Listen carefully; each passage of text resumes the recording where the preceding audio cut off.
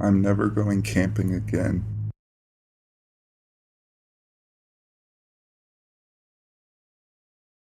Hi, first time posting, but this is something I feel like I must share. Well, let me give you some background information. I'm 18 and living in Dagenham. It's quite a busy area, so there is normally a lot of people around. This particular night, me and my friend, I'll call him Jim, we're on our way to camp out at a local park. You were never allowed in there past 10 p.m., so we would have to hide from the park police. The park we were staying at was always busy up until 9 p.m. Then it turns into a ghost field. Anyway, to the story. We had set out for the park about 8:30, so by the time that we got there wouldn't be anyone to grass us up. We arrived and everything went according to plan. We had the tent, snacks, portable DVD player, Pokemon Go at the ready. It was perfect. 10 p.m. came and we heard the park police shutting up the gates. They're quite loud, so it's always easy to hear the gates creak.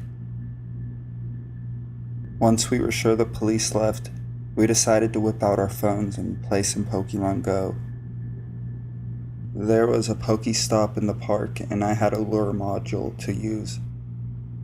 We had been playing for about half an hour when we heard a loud bang come from the gate, like someone had ran into it. Dagenham's known for its drunks, so we shook it off as nothing.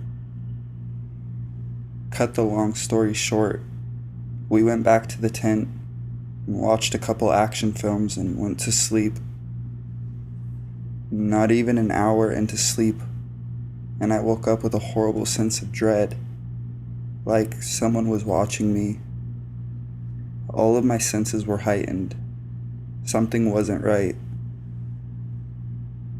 I hear some crunching coming from behind the tent. I thought it must have been a fox until I heard it, or should I say them, speak. I managed to make out the words. "They're gonna hear us. Keep your damn mouth shut." I quietly but violently shook Jim to wake up and told him what I'd heard. I needed to make sure I wasn't crazy, so I made him listen. While listening, his face turned white. The fear spread across his face. He grabbed my arm hard and whispered, "We need to make a run for it. Just trust me." I didn't hesitate. We're quite athletic people, so running isn't a problem. We slowly unzipped the tent, and with one big breath, made a mad dash for the gate. We heard pounding footsteps and heavy breathing behind us as a guy shouted in a horribly musky voice, "Oi, slow down. We just want to play with you." And both the guys started laughing madly. Like, seriously. It was some fucked up laugh. We made it to the fence and leapt over it with ease. The rest was just a mad dash back to my house, which was only around the corner. We made it back, slammed the door, and ran up to my room and peeked out the bedroom window. We saw both guys sprint past my house, both holding something metallic. It was hard to see, as it was pitch black due to the street lamp being out. Go figure. At that moment, I turned to Jim and asked why he looked so terrified back in the tent. He then went on to explain what he'd heard the guys say. "You grab the small one. The large one's mine. The bigger they are, the bigger the challenge." That terrified me. We went back to the tent the next morning and found all of our stuff destroyed.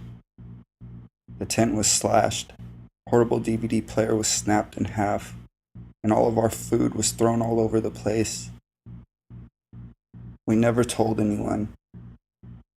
I think we were too proud to say we ran away. All I know is I'm never going camping again. Thanks for reading, guys. See ya.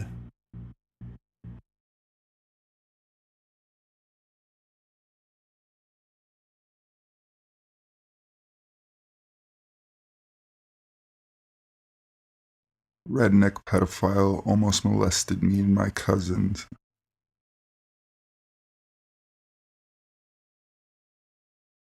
When I was 10, I was almost kidnapped. I lived in a great town. Crime was rare and everybody got along. So my parents had always been okay with me going a couple miles away from the house. I have a large family and usually my cousins were with me, so that just reinforced the whole safe idea. But that all changed on that day. My cousins Mikey and Lily were over at the time. I was 10. I'm a boy, by the way. Mikey was 8, and Lily was 6. We told our parents we were going fishing at the creek that was a mile and a half down the road, and we took the dog with us. It was a pretty hot day, so we wore our bathing suits down. After doing the routine snake check, we started swimming and fishing and just having a great time. Until that truck came. It was a red truck, pretty beaten down, but that was normal for our town with all the farmers and such. It stopped right in front of us, so we got out of the creek to see what this guy wanted. As soon as he rolled down the window, I got a bad feeling. His hair was greasy and black, and he smelled like he hadn't taken a shower for quite a long time. He was a big guy, wearing a dirty white tank top. I couldn't see his pants. He just stared at us for a minute, like he was sizing us up. He kept his eyes on Lily for an uncomfortably long time. I'm not gonna lie, Lily was pretty good looking for a 6-year-old. Blonde hair, blue eyes, pretty tall for her age. But that didn't give that guy any excuse for staring at her like he was some sort of starving animal who had just found his next meal. Are you just going to stare at us or what? Mikey said, breaking the silence. I could tell he was annoyed because we were probably missing a bite, but that man didn't care. That's a pretty good looking girl you got there, he said. He said it as if she were a prize, some sort of thing to be proud of. I'd give anything to have me a girl like that. Well, she's my sister, so back off, Mikey said, stepping in front of her. Mikey wasn't usually super protective of her, but he was starting to tell something was wrong. We started to head back to the water when the fucking creep said, "You kids want to come to my house and see my pony?" Lily had a little bit of a horse obsession, so she was sold. This guy was fine to her. But Mikey and I were certain this guy was going to do something to us. Something bad. Come on, Lily. Let's start heading back. We can just swim in the pool, I said.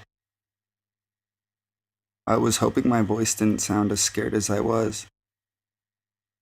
We headed back down to the water, got our poles and the dog, and headed back to the road. The guy had watched us the whole time. Lily was upset about the pony, but we convinced her swimming was just as fun. But as soon as we started to head back towards my house, back towards safety, the guy turned around. He was right behind us now. "Hey, Lily," he called out.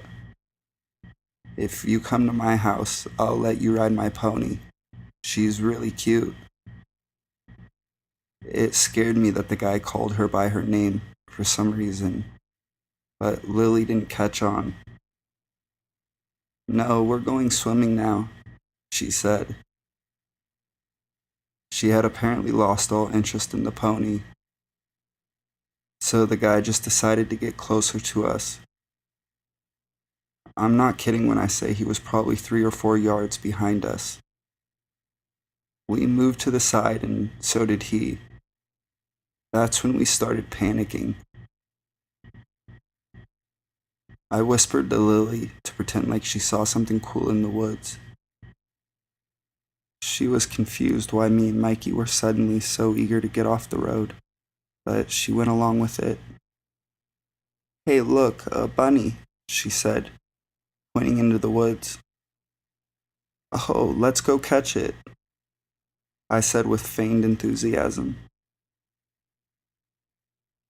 We started heading into the woods when the creep called out again. "You kids are gonna need some help with that rabbit. I'll be right out." This guy had just invited himself into our imaginary bunny hunt to get away from him. I knew now that we could be killed. We were still more than a mile away from home, and none of us could run faster than his truck. "No, no thank you," we said, backing slowly into the woods. The dog was growling now. Obviously, she sensed something was wrong. "I won't take no for an answer," said the guy. And as he hopped out the truck, I could see what he was wearing for pants. Nothing. The man had nothing but a tank top. No underwear, no socks, nothing. Lily now understood why we had been so afraid of this man. She screamed, and I picked her up and ran. The guy ran too.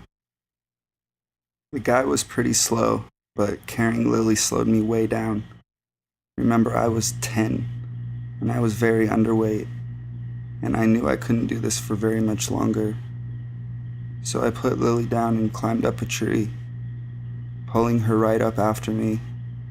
I screamed at Mikey to get the adults, and he took the dog and ran. I helped Lily into the tree, higher and higher, until we couldn't climb anymore. The guy waited under the tree the whole time, yelling how he was going to get us down and how he was going to take us home, and how we were going to ride his fucking pony. Lily knew there was no pony now, so we screamed and cried for a good 15 minutes. The guy tried to climb the tree a couple times, but he was too fat, I guess. It hurt his bare skin too much. Eventually, he heard our parents yelling, and he booked it into his truck. We heard it speed away, and a minute later our parents were there, and we were screaming and crying about the naked man with the pony. I wasn't allowed outside alone for a long time after that. I didn't want to be alone outside after that. It fucking terrified me that a man tried to kidnap/rape us only 2 miles from my home. Even 4 years after that, I still made my parents or older family come outside with me. I was fucking terrified. I never saw that man again. Our parents filed a police report, but they never found him. Probably came to our area just to pick out a few victims. Glad he didn't ever get any. So, scary, pantless pedophile, let's not ever meet again.